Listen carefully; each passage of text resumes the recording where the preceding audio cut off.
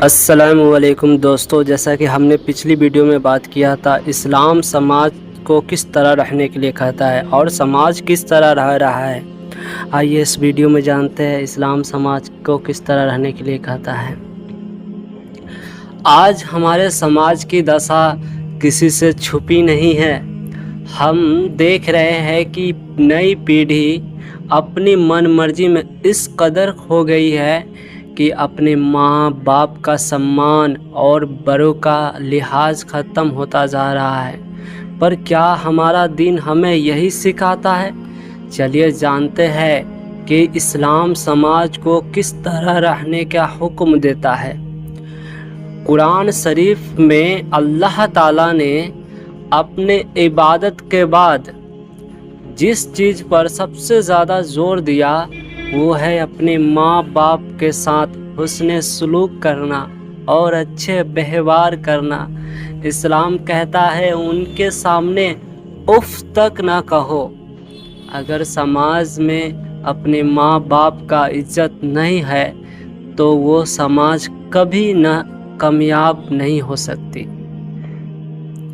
وہ سماج کبھی نہ کامیاب ہو سکتی۔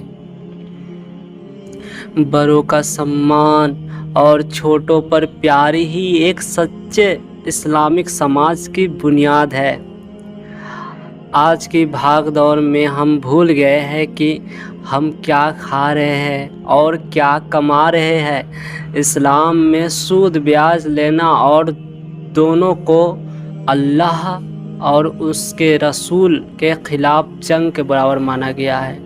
اگر کوئی اسلام میں سود بیاج کھاتا ہے یا دیتا ہے تو اللہ اور رسول کے ساتھ جنگ کرتا ہے۔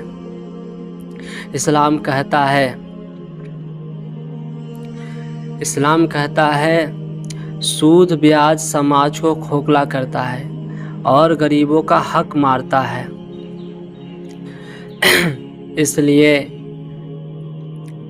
اسلام کہتا ہے کم کماؤ پر حلال کماؤ، کم کماؤ پر حلال کماؤ۔ حلال رزق میں ہی برکت ہے اور وہی ہمارے اخلاق کو پاک رکھتا ہے۔ اسلام صرف عبادت کے نام نہیں ہے بلکہ دوسرے کے ساتھ جینے کا طریقے کا نام ہے۔ ہمارے نبی کریم صلی اللہ علیہ وسلم نے فرمایا کہ وہ شخص مومن نہیں ہو سکتا جس کا پڑوسی اس کے تکلیفوں سے محفوظ نہ ہو۔ چاہے آپ کا پڑوسی کسی بھی دھرم کا ہو، اس کا خیال رکھنا آپ کی ذمہ داری ہے۔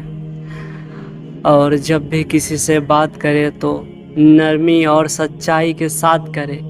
اسلام ہمیں بد زبانی اور گالی گلوچ سے روکتا ہے۔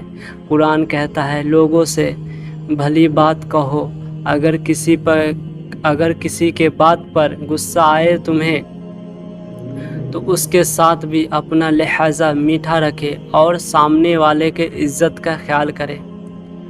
اگر ہم اپنی من مرضی چھوڑ کر اللہ کے بتائے ہوئے ان قانونوں پر عمل کریں تو نہ صرف ہمارے گھر سنوریں گے بلکہ یہ سماج میں پھر سے امن کا پھیل جائے گا۔